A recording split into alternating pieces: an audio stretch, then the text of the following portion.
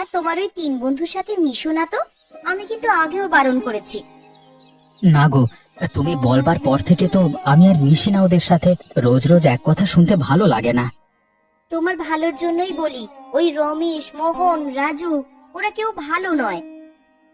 আচ্ছা আচ্ছা, ঠিক আছে, এমনিতেই মাঠে ফলন কম হচ্ছে, তা নিয়ে চিন্তায় আছি। তুমি একটু চুপ করো না, আমার ভালো লাগছে না। ভালোভাবে কাজ না করলে ফলন স্বাভাবিকভাবেই কম হবে। ভালোভাবে বেশি কাজ করলে তবে তো ফলন বেশি হবে। একটা মানুষ কত কাজ করবে শুনি?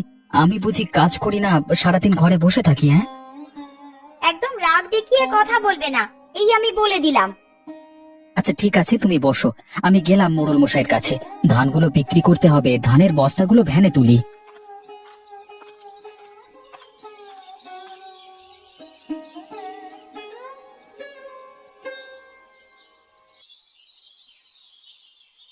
ভালো লাগছে না এভাবে। আগে কত ফলন হতো, কত কত টাকা উপার্জন হতো, আর এখন এই 10 বস্তা ধানে কি হবে, কত টাকাই বা পাবো?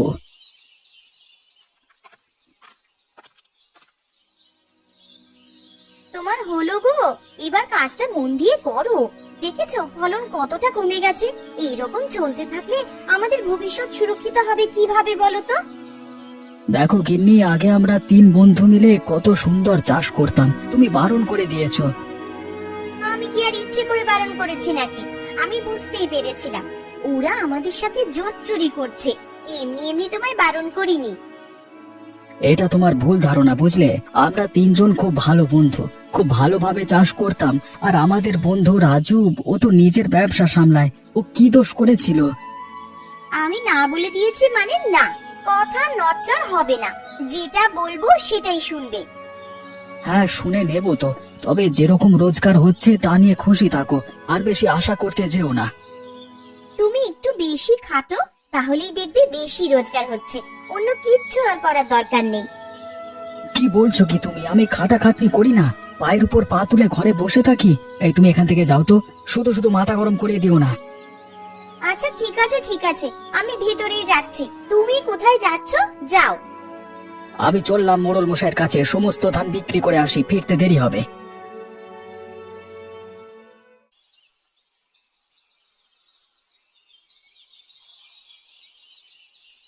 গিন্নি, আমার ব্যাগপত্রগুলো গুছিয়ে দাও তো। আজকে এমনিতেই দেরি হয়ে গেছে, গিয়ে দোকান খুলতে হবে তাড়াতাড়ি। এই তো গো, আমি গুছিয়ে দিচ্ছি। তা বলে তুমি কিছু খেয়ে যাবে না? কিছু মুখে দিয়ে যাও অন্তত। না গো গিন্নি, আমি বাইরে থেকে কিছু খেয়ে নেব। আগে গিয়ে দোকানটা খুলে কাস্টমার ফিরে যাবে না হলে। ততক্ষণ আর লাগবে, আমি তোমার জন্য জল খাবার এনে দিচ্ছি। তুমি চটপট খেয়ে নাও। না গো গিন্নি, আমি বাইরে থেকে খেয়ে নেব বলছি তো, তোমার হলো?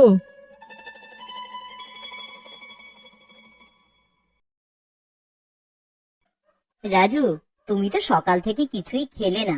এই এক গ্লাস পানি খেয়ে এখন কলিজা ঠান্ডা করে তবে দোকানে যাও। আচ্ছা দাও দাও, তাড়াতাড়ি দাও। আমার হাতে একদম সময় নেই বৌদি, আমি বাইরে খাবার খেয়ে নেব। আচ্ছা ঠিক আছে। মায়া, তুমি ওকে সবকিছু গুছিয়ে দিয়েছো তো? বেচারা কত তাড়াহুড়ো করছে দেখো। এই যে, আমি সব গুছিয়ে ব্যাগে দিয়ে দিয়েছি। এবার নিয়ে তুমি বেরোতে পারো। ঠিক আছে, আমি যাচ্ছি। দুপুরবেলায় আসবো, তখন খাবো, এখন কেমন? এবার কিন্তু খুব রেগে যাব। যাচ্ছি বলতে নেই, বলো আসছি। আচ্ছা বাবা, আমি আসছি। এবার খুশি তো? আমি বের হলাম, কেমন? হ্যাঁ, সাবধানে যেও। আর দুপুরে খাওয়ার সময় তাড়াতাড়ি চলে এসো।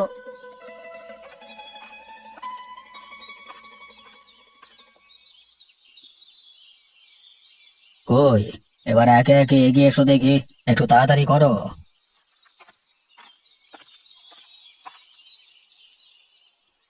এই যে মোড়ল মশাই, আমি আপনার গোডাউনে 15 বস্তা ধান দিয়েছি, সেই হিসেবে আমাকে টাকা দিবেন? হ্যাঁ।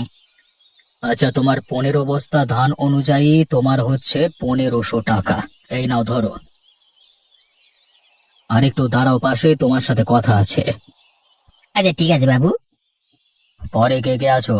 রাহুল, এগিয়ে এসো। তোমার কত বস্তা ধান আছে?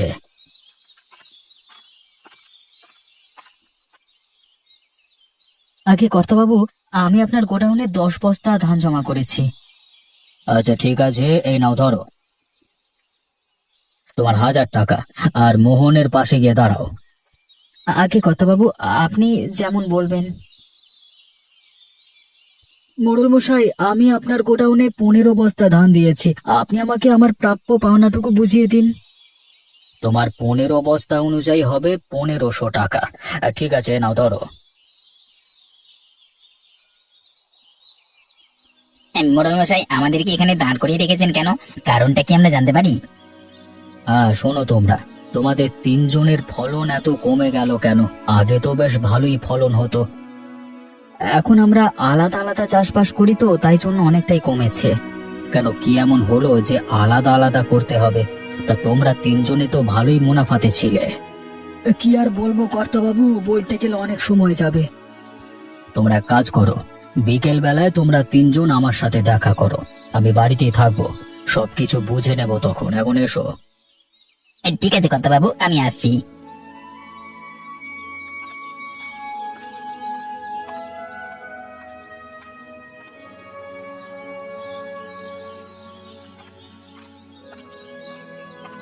গিন্নি, আমি চলে এসেছি, আমাকে একটু পানি দিয়ে যাও তো। আমি এখন রান্না করছি, এখন যেতে পারবো না।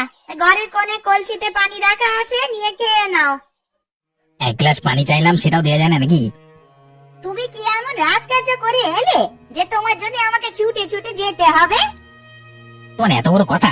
আমি 1 গ্লাস পানি চাইলাম, সেটাও দেওয়া যায় না? রোদে এত খাটাখাটনি করি, তারপরে যদি এরকম ব্যবহার পাই, কিচ্ছু বলবার নেই, বুঝলে? এর থেকে ভালো ব্যবহার আমি করতে পারবো না, বুঝতে পারলে? যা করার করে নাও। কি দুর্দশা হলো! পানি চাইলে তো পানিও দিচ্ছে না। সত্যি কি আর করবো, আমার ভাগ্যটাই খারাপ করা।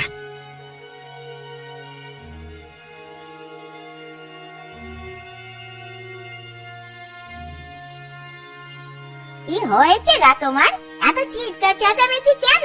একটা কথা বললাম, সেটা শোনা যায় না? দেখো, এসব কথা বলতে আর আমার ভালো লাগছে না, তুমি চুপ করো তো। আমি একটু শোবো, আমার ভালো লাগছে না। বিকেলে আবার মোড়ল মশাই দেখা করতে বলেছে, তুমি যা খুঁজে যাও, ভালো লাগা। আচ্ছা আচ্ছা, ঠিক আছে। আমাকে রাগ দেখাচ্ছ তো? ঠিক আছে।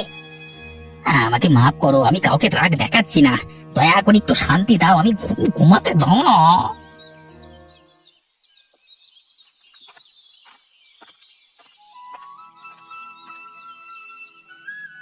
গিন্নি, রান্না হয়ে গেছে, আমি চলে এসেছি। হ্যাঁ গো, রান্না হয়ে গেছে, এই খেতে দিচ্ছি। দেখো, আসন পাতা আছে, তুমি বসো। ঠিক আছে, আমি বসছি, তুমি একটু তাড়াতাড়ি নিয়ে এসো, প্রচন্ড জোরে ক্ষুধা লেগেছে।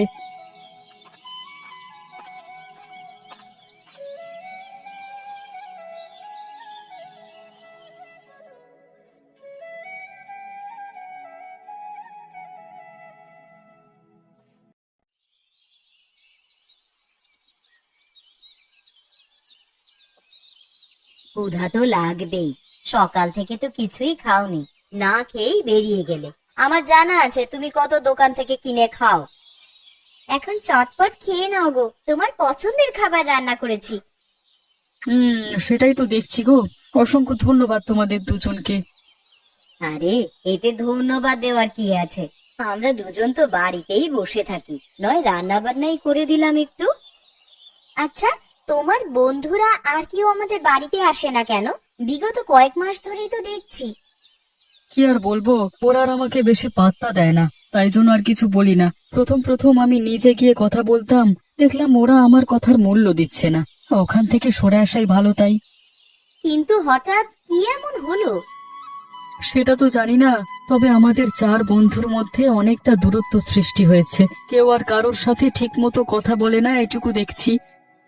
আমার মনে হয় ওদের বাড়িতে সমস্যা হচ্ছে, ওদের স্ত্রী নিশ্চয়ই কিছু বলেছে, এইসবের পেছনে ওটাই কারণ হয়।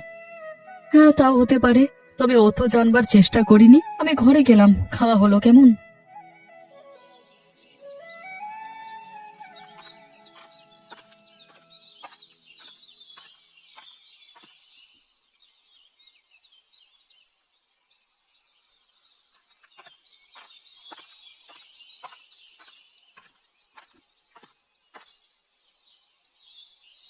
কর্তাবাবু, ও কর্তাবাবু, বাড়িতে আছেন? আমরা এসেছি, আপনি ডেকেছিলেন।